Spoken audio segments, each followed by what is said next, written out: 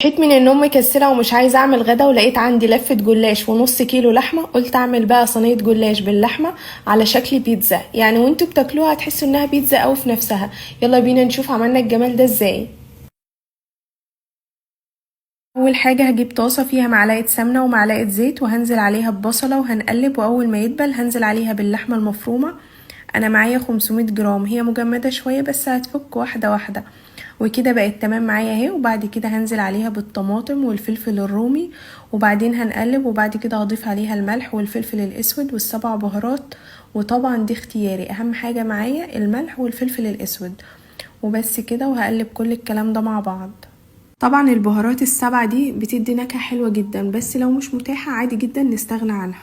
هنقلب كل الكلام الجميل ده مع بعض، واخر حاجة بضيفها معلقة كبيرة كاتشب. وبس كده، دي بقى بتنقل طعمها في حتة تانية خالص.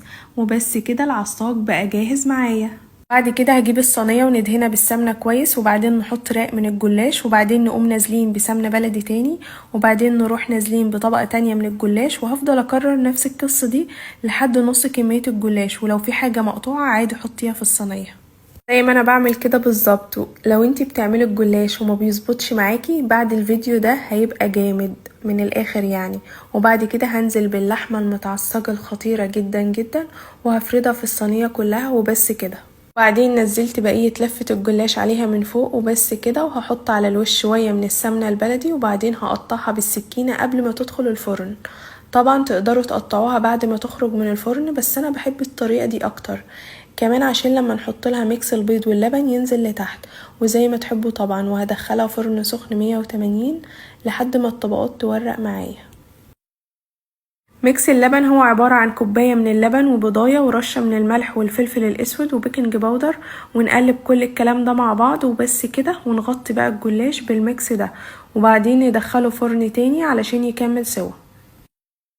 بعدين نزلت على الوش بميكس من الموتزاريلا والطماطم والفلفل والزيتون. مش قادرة اوصف لكم الميكس ده خطير قد ايه. ونفضل سايبينه في الفرن لحد ما الجبنة تسيح كويس وتاخد لون خطير. بجد بجد لازم تجربوه. الطريقة دي هتحسوا وانتوا بتاكلوه كأنكم بتاكلوا بيتزا مش جلاش خالص. حد يقول لي ايه ده؟ بجد ايه العظمة دي؟ شكله حلو جدا، يعني اللي يشوفه ما يقولش جلاش خالص، يقول دي بيتزا على طول.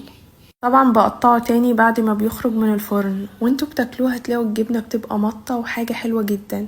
هستنى رأيكم بجد، اكتبولي رأيكم في الكومنتات واعملولي شير للفيديو، واشوفكم في فيديو جديد. بحبكم، باي باي.